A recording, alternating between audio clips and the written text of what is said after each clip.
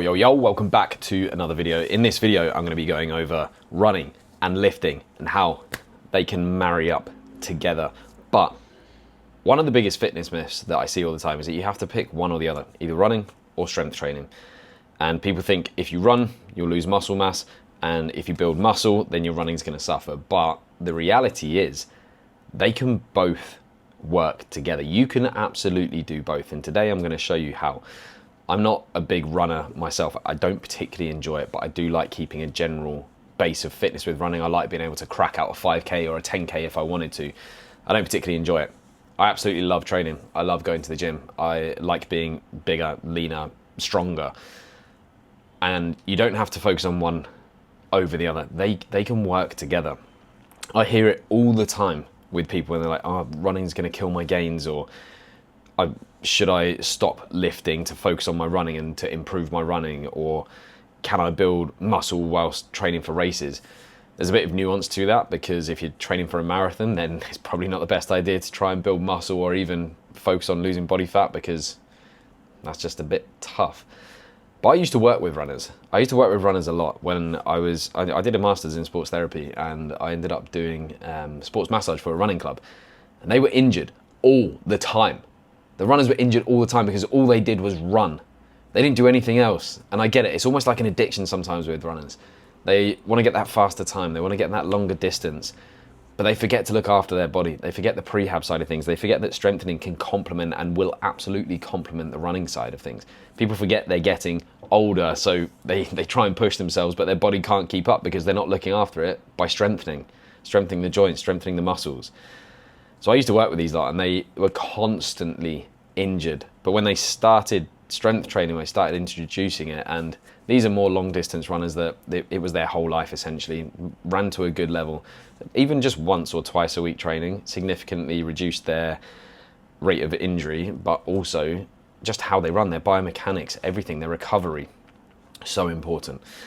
I think most people think running and the gym are competing against each other, but they're only competing if your nutrition isn't set up properly. That's one of the big key areas. And personally, what I do is I weight train and I run every now and then. I half enjoy running. 5K is enough for me at the moment, but I enjoy being fit and not just muscular without having a bit of an engine behind me. So I like looking athletic, I like looking lean, but I also do like the challenge of a bit of cardio every now and then. It doesn't just have to be running, it can be with a bit of a mixture of functional fitness as well. And the goal isn't to become an elite level bodybuilder or a marathon runner at the same time. It's to be well-rounded, it's to be lifestyle lean, which is what I say to my clients. It's to be healthy, and it's to be capable. So this is how to set it up if this is something that you want to do. If you want to just be generally fit and lean all year round, which is what I recommend, and this is how I coach my clients. If your goal is to maintain or build muscle, then lifting needs to stay in as a fundamental of your training. It needs to be in there consistently, not just when it's convenient. I'd recommend at least 3 strength sessions a week on the whole. Now, I've had fair few clients go through marathon preps, and I've helped them with that, and we taper their strength training back towards the end of the marathon prep quite a lot. But throughout it, they're training 2 to 3 times minimum, more likely 3 times minimum up until maybe 4 weeks before. But generally speaking, if you're just a bit of a casual runner, but you also want to be in great shape, then three sessions a week is what I'd recommend minimum. And then with the running side of things, you don't have to make every single run into a race. Most people, I mean, I was guilty of this. Lockdown was one of the main things where I was like, oh, there's nothing else to do, so I'm going to crack out a 5K. And then you time it, you look on Strava, and it's like, oh, kind of want to beat that now. And then it just goes more and more and more. And then when does that ever end? But not every run needs to be a race. Most runs should be easy enough that you can hold a conversation. So you would typically aim for that zone 2. The main thing as well is you want to manage your total fatigue. If you're wanting to train 5 times a week and then run 3 times a week, that's going to be tough. A, where are you going to find the time for? B, you need to eat a lot of food.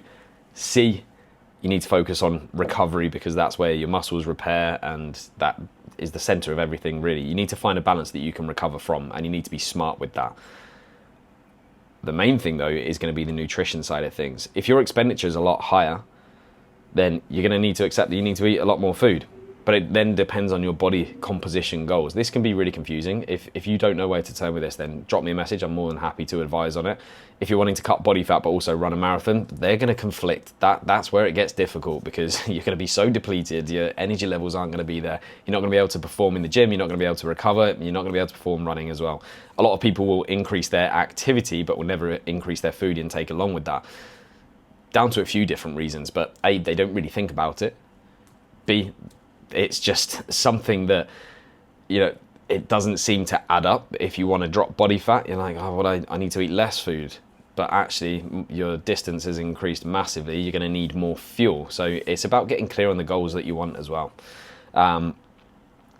Protein has got to be prioritized. And I know it's spoken about a hell of a lot. You probably know that anyway when it comes to just training in the gym, how important protein is. Aim for around, I would say, especially if you're very, very active, 1.6 to maybe 2.2 grams of protein per kilo of body weight, or roughly about a gram per pound of body weight, or at least a gram of protein per pound of target body weight if you're trying to drop fat. Then carbohydrates are going to be your friend. They need to be your friend. Whether you're trying to blend running and lifting or not, they need to be your friend. Don't fear them. They're going to fuel your sessions. They're going to fuel your runs. If you're trying to combine strength training and running, carbs become even more important, and then the timings of it as well. The recovery side of things that I've just touched on, sleep and hydration, like especially sleep has to be a huge priority. It almost is the probably number one priority. It matters far more than anything else, I would say, along with nutrition. Then you got to focus on your sleep. Make sure you're hydrated, electrolytes before your runs, especially long runs. Don't just do the same runs as well. That brings me back to another point that I forgot about earlier. Don't just crack out 5K. I mean, it's fine to do that, but I would go with a different approach where you do maybe a shorter, faster run earlier on in the week, and then a longer, slower run later on in the week. So you're testing your cardiovascular system in different ways, and you're actually going to improve your fitness. You're going to improve that 5K time anyway, if 5K is what you're aiming for. If you enjoy both running and lifting, you do not need to pick one. You can be strong, you can be muscular and fit at the same time, and hopefully I am living proof of that. I've done a couple of 10Ks in my time, didn't really like it, but I was happy that I got around and did it, and I like being in great shape, and I like maintaining a nice, lean, muscular physique. What you've got to do is focus on lifting consistently, tracking everything as well, run intelligently, don't just go out without any single thought, eat enough food, prioritize the protein, make sure that you keep carbohydrates in your diet, and then give your body the recovery it needs. Let me know, is there something that you're working on at the moment? Are you prioritizing running? Are you wanting to get more into lifting? Are you struggling to balance both and how to fit it into your week? Like I say, there is no right answer to this. You don't have to train 5 times a week in the gym and then 3 runs. It could be 3 training sessions and 2 runs. It could be 4 training sessions, 1 run. It could be 3 runs and 2 training sessions. If you're struggling with how to put that into your life, then comment below or drop me a message on Instagram. I'll be happy to help with you and advise on that.